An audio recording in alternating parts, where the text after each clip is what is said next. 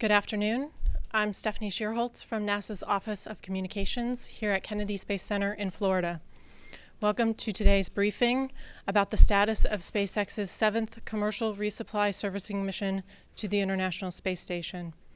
SpaceX's Falcon 9 rocket experienced a problem after liftoff at 10:21 a.m. Eastern Time. Hans Koenigsmann, Vice President of Mission Assurance for SpaceX, is leading the investigation. To discuss today's events are, on the phone, Gwen Shotwell, President and Chief Operating Officer at SpaceX.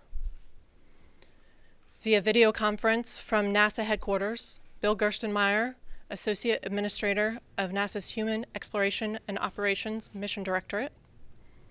Here in the room with me is Michael Safradini, NASA's International Space Station Program Manager. And joining us by phone is Pam Underwood, Deputy Division Manager at the Federal Aviation Administration's Operations Integration Division. We'll begin with some opening remarks from each participant. We'll then take a few questions. We'll start with reporters here in the room, and then media who have joined us by the phone. For those dialed in, when it's your turn to ask your question, please limit it to one. Please state your name and your affiliation and to whom you're addressing your question. To get into the queue to ask a question, please dial *1 on your phone. We'll go ahead and begin with Gwen Shotwell. Good afternoon. As Stephanie mentioned, Falcon 9 lifted off today for the 7th commercial resupply mission to the International Space Station at 10:21.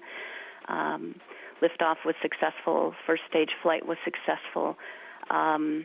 Up until 139 seconds into that flight, we experienced an anomaly, which led to a failure of the mission.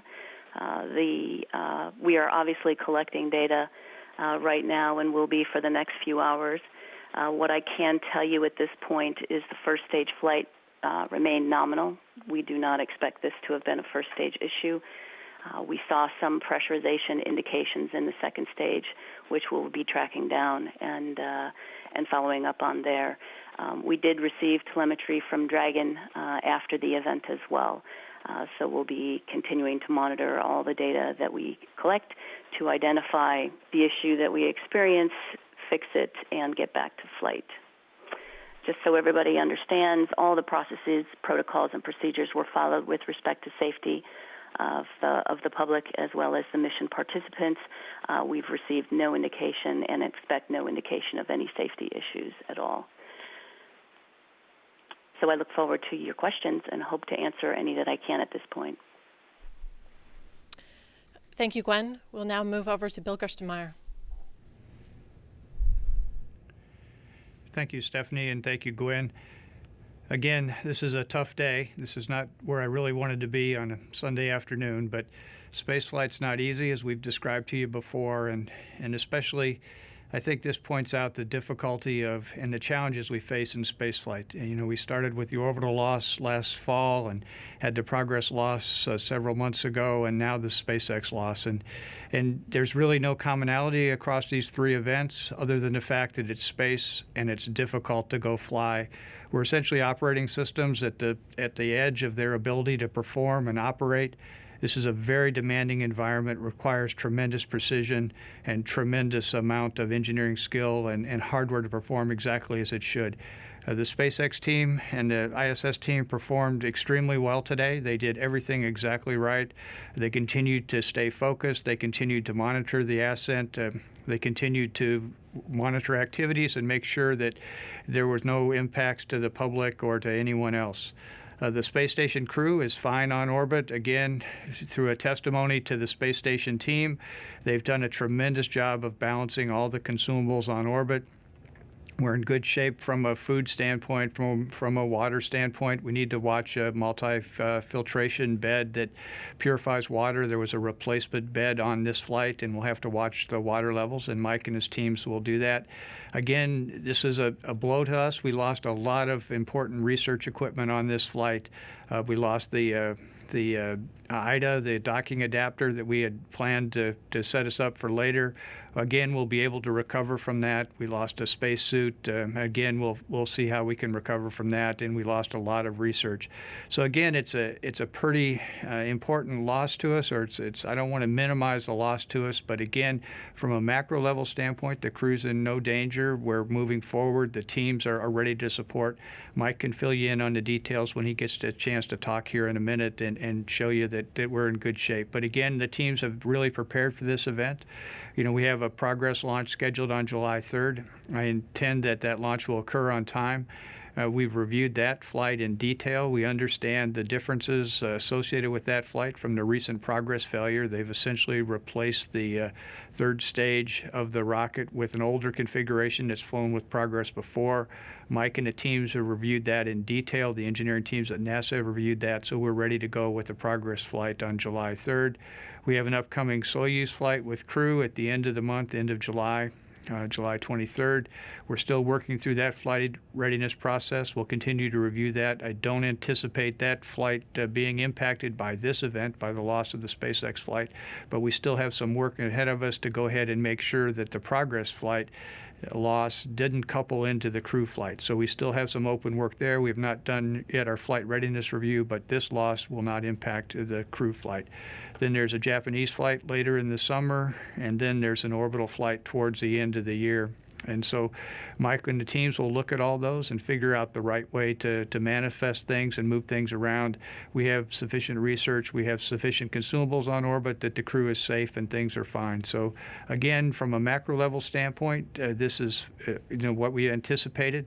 I think I've talked to you before about, we expected through the commercial cargo program we would lose some vehicles. I didn't think we would lose them all in a 1-year time frame, but we have. I think there's no negligence here. There's no, really problem with this. It just shows the challenges that we have facing engineering and the challenges of spaceflight in general. So the teams will work through this. We'll learn from these events, and I think we'll get stronger from these events. We'll understand what occurred. We'll understand where there were engineering weaknesses. We'll get a chance to see these. The teams will learn from these. They'll take that learning forward. They'll get back ready to go fly, and we'll go back flying again. So the important thing is we stand down just long enough to understand the failure, to internalize the learning, and to move forward. So again, an unfortunate event, but I think it's important for all of us to realize that through these failures and through these events, we can learn more and we can come back stronger and we can get prepared to really keep pushing the envelope as we move into space. It's not easy living on the frontier of space. It's not easy taking care of space station. I think sometimes folks think it's easy and it seems routine, and that's when we get in trouble. It is not easy and it is not routine. The evidence of these last 3 flights have really shown us the problems that can occur, but it also shows the resilience. If a teams plan ahead and they work ahead, they can be ready to go support. So again, I look forward to your questions, and again, I want to thank the teams for the excellent work today, for being focused, for doing the right things from a safety standpoint, and making sure the public was okay, and making sure that the space station crew on orbit stayed in good shape. So thank you. Thank you. Michael Suffredini? I don't have a whole lot to add to what Bill just said. It is a disappointing loss. However, we managed the International Space Station to be able to get through these types of incidents. As Bill said, we've always assumed that we would lose a vehicle every so often. Space flight is very hard. Getting to low Earth orbit is extremely challenging, and it does challenge the systems that fly into low Earth orbit every time they go. So we expect that. Of course, having 3 this close together is not what we'd hoped for. However, fortunately, we had put ourselves in a position prior to even the orbital flight where we had quite a bit of logistics on board to support the crew, and that's helped us through this period and will continue to help us through this next challenge. On board this particular vehicle was the docking adapter that we talked about pre-launch, and the comm system associated with that. The good news is we have a second docking adapter ultimately the radio system has 2 radios, and so we only flew 1 each on this flight, and so those are available. So we will be able to continue to press towards the docking system on board ISS and to support the commercial crew program when they come online. In addition to that, we have, as Bill said, the Progress Fixing to Fly will have a lot of crew logistics, food and water and provisions. They're trying to get their supplies back up to a higher level, and so that in turn will drive the logistics up for the entire ISS. And so that's in pretty good shape. So as Bill said, when you look forward from a logistics standpoint, you have the HTV vehicle, which we'll talk to our JAXA colleagues about any adjustments we need to make there. We have the orbital flight, which was due in December. We might be able to pull that up a little bit. We will be able to continue to crew at 6. We will provide provisions on board, but in addition to that, I still expect to fly quite a bit of research and keep the research going. And this is challenging for those folks that fly with us. We have been working very hard to get the external community to understand that ISS is available and the things you can do on board ISS. And so I know this loss is a big deal. You know, we had quite a few student experiments on this flight, and so I know that's a significant impact to them, and it'll be a challenge for them. This loss will certainly be a challenge for them. But you know, this is also a learning experience for those students and for all of us. It's you know, it's not whether you stumble or fall. It's whether or not it's what you do after you stumble and fall that's going to define success and greatness. So we will all pick ourselves up. We'll watch the SpaceX team, I'm sure, sort through this anomaly and figure out the cause and get back to flying. Meanwhile, we're in a good position on board ISS in terms of continuing to house the crew, continue to protect the schedule going forward, continue to do research. Without a doubt, we have lost some research hardware that we'll have to recover. We've clearly lost some significant hardware for ISS that we'll have to recover at some point, and we'll do that, and we'll get on with flight in low Earth orbit on the International Space Station. So this is a big loss. I don't want to underplay that, but I do want everyone to know that as a program, we manage this in a way to keep us healthy, and we'll pick ourselves up and get onto the next flight and continue to do research on board ISS. So as the next few weeks go by and we learn a little bit about what SpaceX figures out from the cause and what our other options are on our other vehicles, we'll let folks know how we adjust. But we will. You can expect that we will adjust some of our flights here in the future to make sure that we have all the supplies we need on board ISS. But we will continue to do research during that period as well. And that's all I have for now. Thank you. We'll now go back to the phones where we have Pam Underwood from the FAA. Thank you, Stephanie. For everyone's awareness, this activity was being conducted under an FAA launch license. So according to the information that we currently have, this is being classified as a mishap. That means that going forward, the investigation will be conducted, the mishap investigation will be conducted by SpaceX with FAA oversight. We currently have safety inspectors that are on site right now and monitoring the activities. We will continue this as SpaceX continues to work through their investigation. That's all we have from the FAA at the present time, but I do look forward to any questions that some may have. Okay, thank you. Thank you to all of you. We'll take some questions here in the room first, and then we'll get to the questions on the phone. Again, if you want to ask a question on the phone, please dial *1 to get into the queue, and please limit your question to one each. State your name, affiliation, and to whom you're addressing your question. We'll start here in the room with Irene Klotz.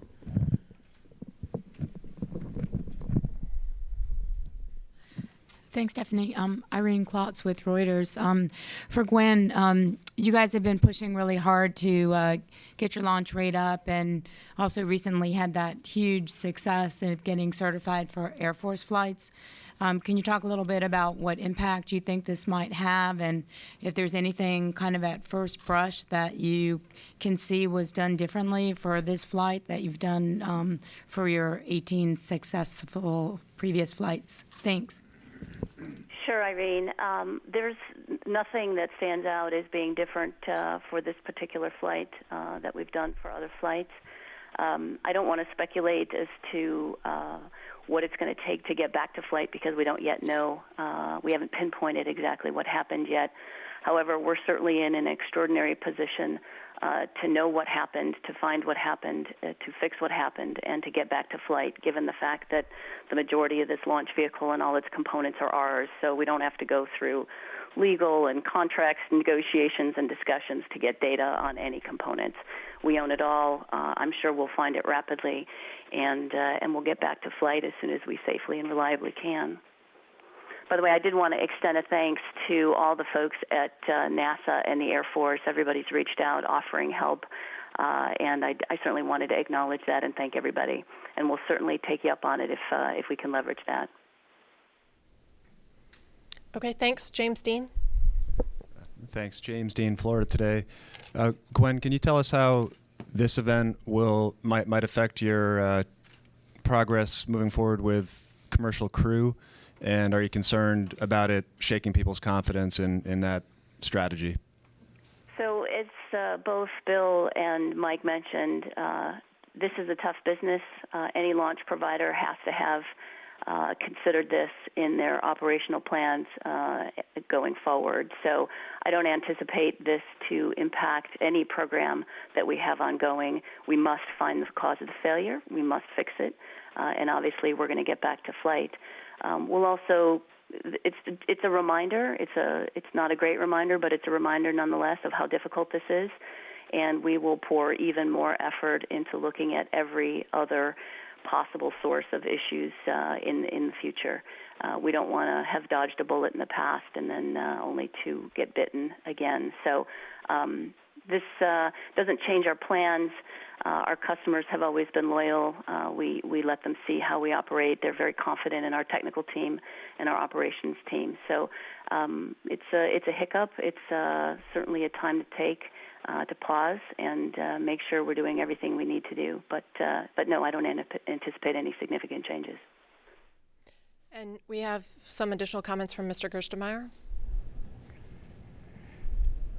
Yeah, I'd just like to add that, again, one of the advantages of the overall program is, we can learn from this event on cargo. Well, although it's unfortunate, it's still recoverable, and we can understand what occurred with the SpaceX team, and this information can be really important as we move forward into the crew designs and flights. So we can understand if there's a problem or a concern, what occurred, and when we get that data, we'll see if it impacts crew. But it gives us a chance to learn in an environment where we can tolerate a little more risk, that's in the cargo environment, and then apply that into the crew environment. So again, I think this shows the overall strength of the strategy we have moving forward.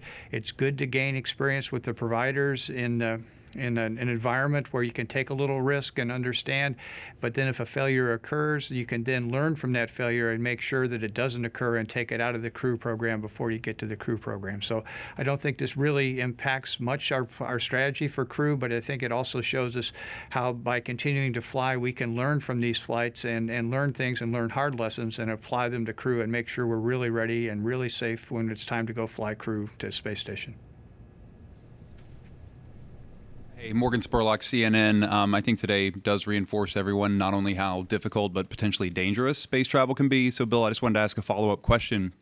Do you see this impacting the timeline that you have for the crew transport program? Right now the current timeline is 2017. I understand that, you do look at this as a chance to learn from what happened today, but right now we're 2 years out. Do you think that timeline will be affected?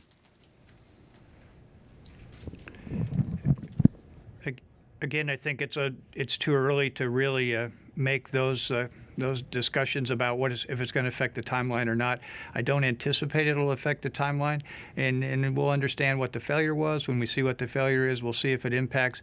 But this learning can actually kind of expedite things. We can actually learn from this failure, understand a weakness or a flaw in the design that we might not have seen for a while, and so this could maybe actually lower some of the speculation about how we want to move forward and how we want to work on the crew design. So at this point, I don't think there's any impact at all to the overall crew development timeline through the December 2017 kind of activity, and we'll keep moving forward with that. But I think the first thing is we'll let the SpaceX team and the FAA team and the NASA team take a look at this failure, understand what occurred, and then take that learning and apply it directly to crew. And at this point, I don't anticipate it impacting the schedule. In fact, it could help us to nail down designs and move forward. We'll take another question in the room, then go to some of the questions on the phone. Thank you. Daryl Nail, Fox Orlando. Mike, get your reaction about the students who had experiments going on this flight that were destroyed in Wallops, Virginia, then rebuilt them, and then had them destroyed again in Cape Canaveral here. And I tried to touch on that a little bit earlier. It's also true for all of us, right? So these young people are learning a valuable lesson, I think, that not only is going to certainly apply in spaceflight, but it applies in life as well, that you do have setbacks, but they can be recovered from. You just keep trying. We have the same thing. We've on Orb 3 and on this flight, we had crew provisions on Orb 3 and on the Progress flight, we had crew provisions for the upcoming crew that have both been lost, and those are relatively inexpensive, and we'll fly those again. We had multi-filtration beds for water processing that we've lost on the orbital and on this flight now. That's a setback for us. But as I said, it's really what you do after you've had to face adversity that really defines what you're going to be able to do, and I think that's a really important lesson for these kids. So we'll help them get back online. We'll help them with their getting their hardware built again, and we'll get them to orbit, and we'll do their experiments, and hopefully this will be a positive lesson for them in the end. But it's a big impact, and it's hard on them. I know, because it's hard on me. Okay. Our first question on the phone is from Alan Boyle of MSNBC. Thank you. I guess this would be a question for Pam, perhaps for Gwen, and it has to do with the FAA role in the investigation. Does this mean that SpaceX would have to stand down from all future Falcon 9 flights, or can those proceed? What would the timeline generally be for this sort of investigation, and will the FAA have to sign off before the next step is taken, whatever that is? Thank you. How about if I start? This is Gwen, and I'll have Pam pick up the remaining. So given this is a mishap, SpaceX, per our license, SpaceX is in charge of the anomaly investigation. We will obviously leverage the help and support of the FAA, as I mentioned earlier, NASA, and the Air Force as well. Once we do identify the issues, we will submit that documentation to the FAA, and it will be considered prior to the next flight. I don't have a timeline for that right now. It certainly isn't going to be a year. I imagine a number of months or so, but again, I don't want to speculate. Pam, is there anything I missed? No, Gwen, thank you. I completely agree with everything you said. Being conducted under an FAA license, SpaceX will have the responsibility to inform us, give us a report, a final report of their findings. Of course, we'll be participating and overseeing the mishap investigation along the way, as SpaceX has already told us that they would do in their license application. So I think you framed it up well, process going forward, and I, too, can't speculate on time frame. You know, the important thing is that this investigation is done proper, and going forward, we look forward to working with SpaceX on that.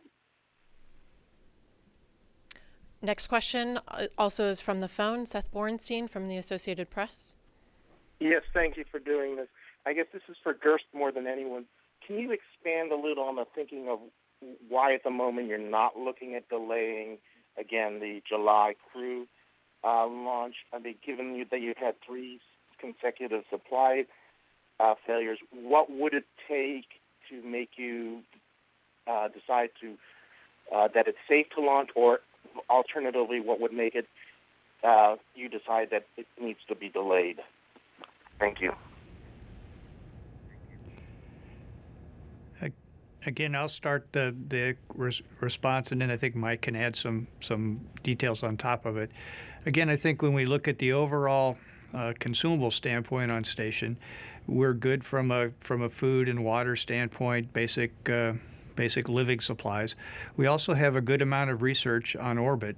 And in fact, we're kind of in a situation where we could actually benefit from additional crew being on orbit. There's a shortage of research time available for our crews to actually perform. So there's not enough crew members on orbit that with enough hours in a day to actually do the research that we've got there. So there's actually an advantage of us getting the crew up there and increasing the crew size back to 6 and getting back to the research tempo, because we're in space to do something, and that's to do research. So I think at this point we don't see a need to slip it. The supplies are adequate on orbit, the food is there, and the research to be done needs to be done. So I think there's still a compelling need to move forward. Now, the only thing I would add is that we still need to go through the flight readiness review process. We still need to understand the progress failure that occurred, and we need to make sure that that progress failure doesn't cross over into the Soyuz launch vehicle that launches crew. And that review is still in front of us. Mike's got some reviews scheduled in the middle part of July. I have some reviews right after his, and then we'll head up to the launch on the 23rd. But from an overall space station standpoint, it seems prudent to just keep moving forward and keep doing what we're supposed to do in space, and that's to do the research. And I think it's really important for the space station. We're really learning a lot now, and we're really starting to turn a new page in doing research and providing data back to folks here on the Earth. So we need to keep doing that and keep moving forward. So I'll see if Mike wants to add anything else. Well, I would just add, like Gerst, I mean, we fly space station not just to study the human's ability to survive in a microgravity environment in preparation for exploration, which is very important, but we're there to do research across the board. So therefore, the question we ask ourselves every day is the system able to support the crew? If the system's able to support the crew, then we get on with doing the job at hand, which is research. So the system is well able to support the crew, as I told you beforehand. We have into October, probably late October, if nothing else flew. We have plenty of opportunity for resources to come to ISS to keep the crew going, and so therefore we should continue, because without the crew, then we can't get our logistics vehicles there. With a limited crew, we have a very difficult time doing some of the repairs we have to do to keep the systems going so we can do the research. We are not in a position today to stand down on crew flights. In fact, we're quite healthy on orbit, but we're always in a safe position if the time comes and we decide we don't have the logistics to support the crew. We always have a vehicle there that can bring them home safely, and we would certainly do that. But we're not even close to that kind of conversation today, given the logistics we have on board. We'll take one more question on the phone, then come back to the room. Ken Chang of the New York Times. Hi, thank you for taking my question. Elon tweeted that it looked like it was an overpressurization in the second stage oxygen tank. And it looked like there was two events. There was a cloud and then the disassembly. I was wondering if you can provide any more details. I'm sorry, I don't have any more data than that. I've got teams of folks looking at every possible telemetry, or every possible piece of telemetry and data. I don't want to speculate as to what happened. We did have, as I mentioned in my opening, we did have a pressurization event on the second stage. We don't yet know root cause of that. So that's all we've got. Sorry. Elon tweeted it. That's all I know. Okay, question here. Jason Ryan for SpaceflightInsider.com. Earlier this month, the Senate Appropriations Committee voted to cut the commercial crew budget, and I was hoping either Gerst or maybe Mike could answer the question of whether or not this might play for those members who made this vote, give them argument, basically ammo for their argument. Yeah, I can take a shot at that and try to answer. Again, I think it's really important in this business that we keep moving forward. And so when I look at the budget situation, we really need full funding for crew. There's a technical problem and then there's a financial problem. And I can guarantee you that if what we're trying to do is very, very difficult technically, and you've seen that through the losses of 3 spacecraft from 3 different providers, from Orbital, from the Russian government, and then now from SpaceX. That shows you how difficult this technical problem is, and we really need funding at the level we requested at to let that technical work keep moving forward. When we get cut back in funding, then that slows down the technical work or compresses the amount of technical work that needs to be done in the amount of time, and we want to get a redundant capability to deliver crew to space as soon as we can get that, so we're not solely dependent upon the Russians. So we need that funding at the level we've requested so we can get that work moving forward. If we don't get the funding, we can't do the technical work. The technical work gets delayed or compressed, and this environment is not conducive to letting us compress or delay technical work. We need the time to work the technical items. We need the time to work the difficult engineering problems in front of us, and to do that, we need the funding at the levels we needed. So we need to fund at that right level between the funding and the technical work to match them. And the plan that we've provided through the budget process is what we need in 16. We need that full funding to keep the technical work moving forward. It's not right to delay from a funding standpoint and think you'll catch up later technically. We really need to keep moving forward technically, and to do that, we need the funding level we requested. Thank you. Next question over here.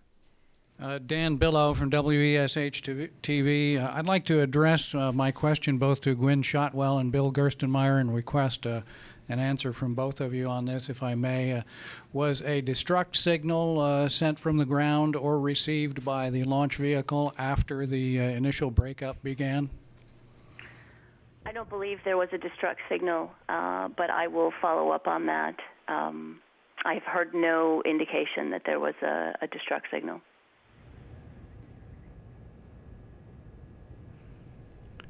Okay, we'll take one more in the room and then go back to the phone. Hi, Robert Perlman with CollectSpace.com with a question for Michael Suffredini. Given that you do have a progress going up on Friday, is there anything from this flight, or replacement part from this flight, or anything of priority that you would try to rush to Florida to get on board, if that is a possibility? And there was mention at the start of a water filtration issue on the station that you were flying a replacement bed. Is that something that you might want to get onto station sooner? And can you give a few more details about what that issue is? Sure, I can address both. Like I said, our Russian colleagues have loaded the Progress up with food and water and other crew provisions, and that's really very important to us as a collective. And so for us, they're in good shape. I can't think of anything off the top of my head that is so important that we'd want to rush it to our Russian colleagues. I'm sure we'll talk about it here in the next few hours, see if there's anything there we'd like to do. It would have to be small, but overall we're in very good shape on orbit, and so there's nothing I can think of right now that we'd want to go get on the Progress at this point. To answer your question about water filtration, yes, on orbit we have a water filtration system, and we monitor its capability by checking the water constituents on a regular basis. The multi-filtration beds we have in the water processor today are starting to get full, as indicated by the measurements we've been taking lately. When it starts to get full, we take water samples and bring them home to understand specifically what the constituents are. The constituents in the water are not a risk to the crew at the levels that we see today. So we are reaching the limit where we would say we'd stop using the water processor. I expect that we have some flexibility in that number, and we'll be working that over the next little while because we know what the constituents are specifically that are making the total organic number go up higher. And so I expect we have some more runtime left on that the water processor. If we don't use the water processor, the water situation is about like the food. It can last a little bit longer than the food. So if we have no water processor at all, we're okay on water as well. The HTV itself is loaded heavily with water, so we'll get quite a bit when the HTV shows up. And again, the Progress is bringing up water. unfortunately for us, this was the second set of multi-filtration beds that we lost, and we just don't have that fast of a pipeline. So the team is off building up the next set of multi-filtration beds.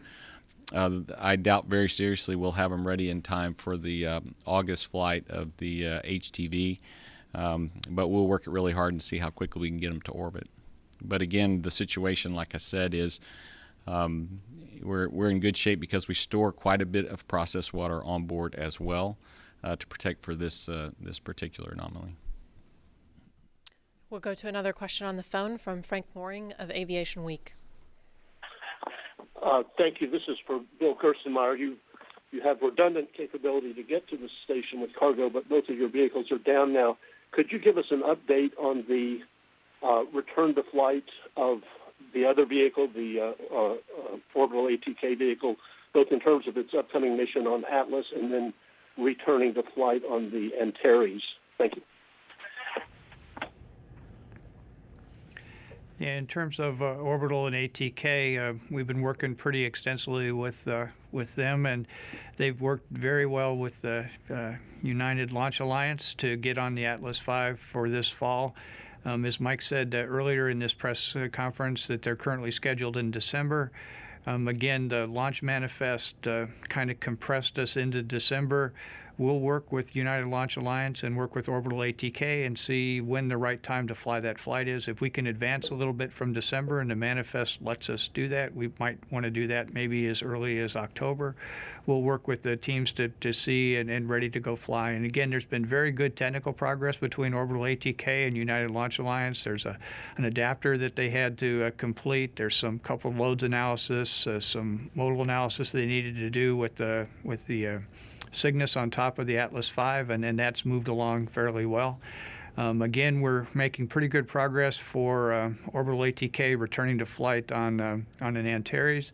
The engine work has been completed in Russia. The Orbital ATK team has picked a new engine for that rocket, the RD-181. The pad repairs are going well at at Wallops.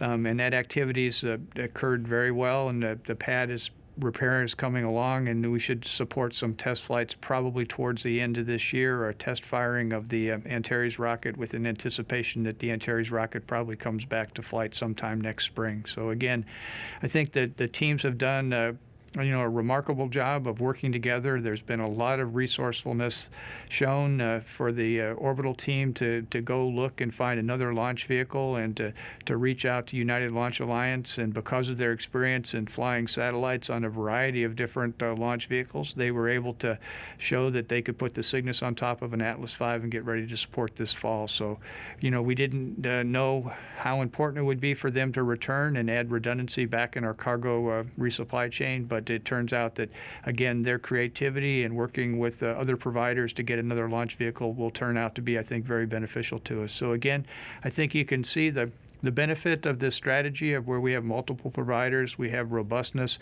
and then it also shows the ingenuity and the cleverness of the teams to work together to overcome problems. So again, I think as you've heard through this press conference, these events are hard for us. Failure is not easy. It is not easy watching things not go right. Every launch is a risk to us, but again, the exciting thing is when you see the teams overcome this failure, learn from this failure, put it behind them, and actually improve and get better. That's the way that things work better. So again, the overall ATK orbital plan looks solid with a flight potentially this fall and then return back to Antares next spring. Okay, next we have a reporter from space.com on the phone. Yes, thank you. I guess for Bill and Mike, can you give us specific time frames on through when is the crew on the ISS supplied, and with the Progress supply mission coming up, how far will those supplies extend that date? Let's see. We use very specific dates when we start talking about food and water and logistics, and so we show a date in October, but the way we consume food, the way we consume water, and the conservatism we put in our numbers, we could go to the end of October. I would expect that the progress will probably add about a month to that. Okay, thank you. Next, we have Eric Berger from the Houston Chronicle on the phone. Hi, good afternoon. Thanks so much for doing this on short notice. Question for Gerst. Given some of the congressional skepticism about SpaceX and the budget shortfalls that you addressed earlier regarding commercial crew, does this in any way push NASA closer to a leader-follower model in terms of crewed flights to the station, or are you confident you can press forward with two options? Again, I mean, if you go back to our original philosophy of why we chose two to begin with, I think that philosophy is still sound. It's really important to have two developers working for the crew capability at the same time in parallel. The leader-follower, that negates the benefit of having the two operating in parallel. And again, I think it's very difficult to pick a winner in this situation, or to pick the one that has the technical advantage over the other. You know, as you can see through these three failures, here's, again, as I stressed to you before, here's three separate entities, all of which have experienced a failure, a very different failure, but they've all experienced failures. And who would have ever predicted that we would have lost these three vehicles in this particular order? And to do a leader-follower, you have to have enough ability to forecast, to predict who is the real leader and who's the follower with certainty. And I think the events of these three losses shows us how difficult this environment is and how difficult it is to make that prediction. So this approach we have of having the two providers working essentially, or two developers working in parallel, the Boeing CST-100 and the Dragon, that is the right approach, and we need to stay with that approach if we want to have ultimate success for commercial crew. Take another question from here in the room. Hi, Stephen Clark, Spaceflight Now. A couple of questions. One for Mike. Dragon is your only vehicle to get down significant down mass. Can you talk about that side of it? Is there a lot of research on board, things you need back to repair, look at? How does this impact that? And also maybe for Gwen, has there been any debris recovered, or is there an effort to survey the ocean for any debris that you might be able to fish out? Thanks. Let's see, I'll do the first. One of the big things we worry about is our freezers getting full. Fortunately, SpaceX 6 just recently departed and just about emptied their freezers for us. So from that aspect, we're in pretty good shape. I haven't looked to see the levels of how fast we're going to fill them up and when we're going to get full. Certainly, that'll be one of the things we look at because of that unique capability. We do have some hardware that we want to bring home at some point, but none of it's critical. Again, SpaceX 6 we had filled up. In fact, SpaceX 7 we were going to bring trash home on because we just didn't have that much hardware to return. So in that, from a return standpoint, we were in pretty good shape this flight, and which tells you that overall on orbit we're in pretty good shape. And that will be one of the things we look at when we start looking at our projections, is when we need the next SpaceX, and a big driver will be what you said, is to get some of the research home.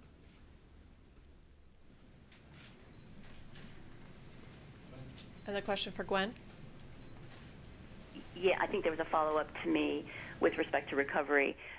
We did have a number of vehicles out there deployed for the recovery of the possible recovery of the first stage. We also had other assets out there looking at the flight. So we've redeployed them to what we believe to be the landing location, and if there is anything, we'll try to.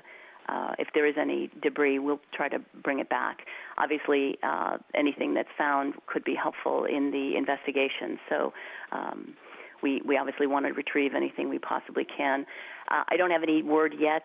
We had a meeting just about an hour before this press conference, and we've got another technical discussion in about another hour. I'll know then whether we've arrived at the site and see if there's anything visible from which to go and try to recover. So you'll hear from us. Elon's leans pretty far forward in the tweets. What I do want to state again is that we're not going to speculate. We're not going to give information early only to have to kind of pull it back and say, nope, it wasn't that, it was something else. So I appreciate everybody's patience in our releasing data. We want to get you the information that is accurate. Ken? Hi, Ken Kramer from Universe Today and Northeast Astronomy Forum. I was also interested in the recovery as one question. Are you giving that a very high priority to recover debris as a way to aid the investigation? And for Mike or Bill, what is the ability to replace this IDA, and do you need two of them before you launch commercial crew, or is just having one of them sufficient? Thanks. Yeah, I'll let Gwen answer first, then I'll answer your second question. Yeah, Ken, so all the assets that we had available in the area we've deployed to, as I mentioned, the landing site. It certainly is a priority. Whether you find something that's going to be helpful or not is unclear, but certainly if there's something there, we do want to pick it up and examine it. Absolutely. It could be very helpful. And to answer your question about IDA, so we have two. The second one was going to fly on SpaceX 9. Our overall plan is to have two docking ports and go back to what we call direct handover, where the replacement crew shows up while the other crew's still on orbit, and then they hand over to each other for about a week or so, and then the other goes home.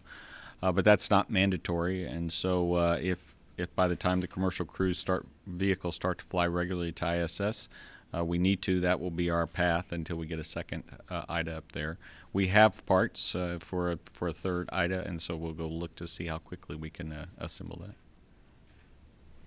Our next question comes on the phone. Jerica Duncan from CBS Evening News. Hi, I just had a question about the cost. Can you give us an estimate of just how much money it took to launch the Falcon 9 rocket? We actually don't talk about costs publicly. So no, I don't have an estimate for the cost. I think there was a... okay, we'll take one on the phone. Keith Cowing. Yes, Keith Cowing. I have a question for Mike Suffredini. I was thinking back to my days in station when we were talking about logistics, and the whole idea of skip cycle came up, where you could endure, I guess it was 2 quarters, about 6 months of bad news, and then have another perhaps quarter sitting there. Are you roughly still doing that sort of thing? And if so, where are you sort of in that nice to have zone where you don't really worry about getting worried about not having logistics? Yeah, Keith, we've evolved a little bit from there, but we try to protect about 6 months of time on orbit. And what that means is if you have no means to get supplies up at about 45 days before you get to zero, that's when we get into the process of planning the return of the crew. And so today we're at about, give or take, about 4 months. As I mentioned in the pre-launch press conference, we're trying to get that back up to 6, but we're also trying to do research at the same time, and so we're balancing that. Our plan was to be up to 6 by roughly the end of this year. We'll go look to see what we can end up doing when the dust settles. But so we're at about 4 months today, and per the guidelines that we follow, if we approach the month and a half period and we don't have a logistics vehicle coming in the near term, even if we do, we'll start the planning for the return of the crew. And certainly if we didn't see any vehicles on the horizon today, we would be considering whether or not to fly the 3 crew that we have ready to go. But again, that's not the position we're in. We have 4 months of supplies on board, so we'll fly the crew. We have 2 or 3 vehicles lined up to come fly to ISS. And so I would expect us to continue to operate nominally, although we have some work to do now to recover some of the hardware and get some spares on board that we need. We'll take a couple more in the room, then go back to the phones. I think there's one here. Yeah, I'm Anya with RT America. My question is for Durst. You mentioned the need for more federal funding to reduce what you said was a dependency on Russia. I'm wondering if you could explain what your concerns are when it comes to that dependency. Yeah, when I say dependency, we only have a single crew provider to space station, and again, as you can see, we benefit by having dissimilar redundancy. So it's very nice to have multiple providers to provide a capability or provide a need for a particular activity. So we would like to have a U.S. provider to augment the Russian crew transportation capability to and from stations. So that's what I meant by the fact that I wanted to kind of end our sole reliance on the Russians. And by that, what I mean is we want to have the ability to have crew come to station by two dissimilar means. One would be a U.S. provider, either both SpaceX and Boeing would be one of those, would be both of those would be providers, as well as a Russian entity. So we'd like to get to where we have essentially three means to get crew to and from space station. Okay, we have one more in the room here. This is Jay Patterson with CT News Junkie. This is for Mike. You mentioned earlier that one of the cargo that was lost was an EMU. How is that going to affect EVA planning and repairs and any of that type of stuff that you have on the horizon at the moment? Well, we'll have to go look at it for certain. Our plan was to bring home another EMU 3011, which we had removed the pump from. So I suspect we'll have a conversation about just replacing the pump and keeping it on orbit a bit longer. We do have three EMUs today that are operational on board, and 3011, which doesn't have its pump installed. And so, given the way we've been able to install the pumps, if we can get through this last anomaly with the pump that we just had, then I suspect we'll be fine with suits for a while, although we would like to get a couple of new units up there just because their life is getting kind of long for the ones that are on orbit. Okay, our next question comes from the phone from Sophie Sanchez of the Huffington Post. Hi, thank you. My question is for Gwen. Your previous launches have shared fuel tank videos in the tank, in the liquid oxygen tank. I'm assuming that was to capture some visual data regarding the behavior of liquid fuel. Have those videos revealed anything concerning? And was there a camera in the liquid oxygen fuel tank today? We do have video in the first stage LOX tank, and that was to help us understand the characteristics of the LOX. I don't believe we had a camera in the second stage tank. And that's the one that we're focusing the investigation on right now. If we do have video data from the first stage that can give us any information, we'll obviously use it. We've got over 3,000 telemetry channels to be looking through data or to look at for data, including videos. So if there's something there, we'll find it. We're going to look at everything, of course. Okay. Another question from the phone, Miriam Kramer from Mashable. Hi, thanks very much for taking my question. This is honestly for anybody that knows the answer, maybe Pam or Gwen, but I'm wondering how large of a debris field you're looking at now. So is there an estimate for how big it is? And that's it. Thank you. I don't have an estimate for that right now. I can find out from my recovery team. Pam, I'm assuming if you knew one, you'd speak up. Absolutely, Gwen. And as this is being a SpaceX-led mishap investigation, I defer to whatever information you have because I don't have anything to the contrary or otherwise. Okay, we'll take one more in the room over here. Hi, I'm Christine Corbett-Moran. I'm a postdoctoral fellow, NSF Astronomy and Astrophysics fellow at Caltech, here with NASA Social. My question is for Gwen. The upcoming flight abort test, would that system have saved lives in the event of an anomaly similar to today's? And will commercial Dragon eventually have such abort capabilities to also save important commercial crew and experiments in the future? Most definitely, the escape system slated for the second version of Dragon would have taken, or should have certainly have taken the astronauts to a safe place after an anomaly like this. In fact, it's designed to take a far more energetic event and get the astronauts safely away. As I mentioned in my opening, this was not a first stage. For all indications say that this was not a first stage issue. So the launch escape system would have been enormously helpful here for the astronauts. And I also mentioned that we did have Dragon telemetry after the event. So Dragon was transmitting and appears to have been healthy for at least some period of time. Okay, thank you. That's all the time we have today. I want to extend a thank you to all of our panelists who took time out of responding to this to come talk to us about it. So thank you to Gwen Shotwell, Bill Gerstenmaier, Michael Saffredini, and Pam Underwood. And thank you to everyone who joined us in the room, on the phones, on social media, online.